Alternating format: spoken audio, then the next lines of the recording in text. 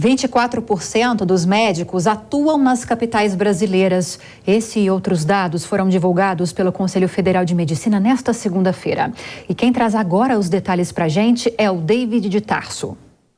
Dados do Conselho Federal de Medicina mostram que atualmente em todo o Brasil existem 545 mil médicos em atuação, o que dá uma média de 2,56 profissionais para cada 1.000 habitantes.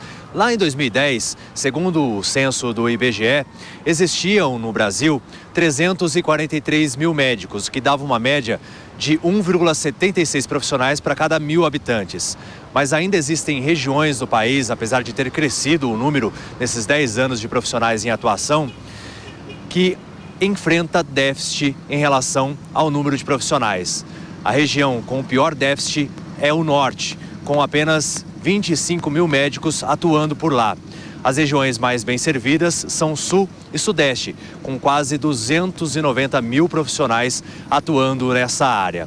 Levando em conta que cada médico exerce a profissão por pelo menos 43 anos, as estimativas do Conselho Federal de Medicina é que daqui a 5 anos nós tenhamos, com todas as faculdades existentes hoje, tanto públicas como privadas, 873 mil médicos em atuação. Por isso, precisam ser desenvolvidas políticas públicas para que esses médicos vão para essas áreas mais deficitárias onde faltam esses profissionais. E o Conselho de Medicina também mostrou, por meio desses dados, que a média de idade dos médicos em atuação é de 44 anos. David de Tarso para a Jovem Pan. Vamos então repercutir esse dado do Conselho Federal de Medicina com os nossos analistas. Quero começar com você, Marcelo Suano. 24% dos médicos estão concentrados nas capitais brasileiras.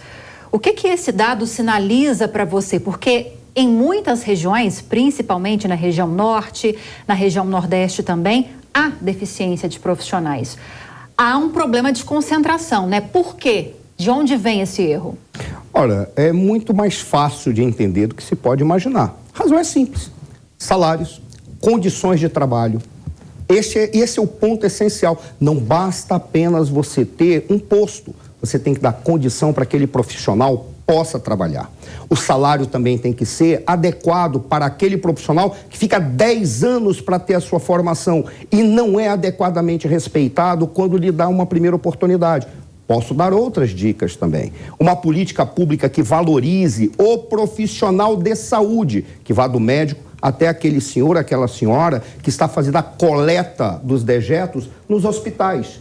Além disso, que haja um estímulo para que aqueles profissionais que estão em início de carreira possam começar a sua carreira indo nos lugares, nos rincões mais distantes. Inclusive, para isso, nós não precisamos buscar profissionais de outros países. Não é necessário. Basta ter uma política pública adequada. Além disso, nós poderíamos falar outras situações, mas só essas já são suficientes para entender onde que está o problema. Política pública adequada, condições de trabalho, salários e valorizar o profissional de saúde, porque ele não pode ser colocado para tirar do próprio bolso, da sua própria saúde ou da sua vida para salvar os outros, mesmo que ele queira. E muitos são grandes heróis.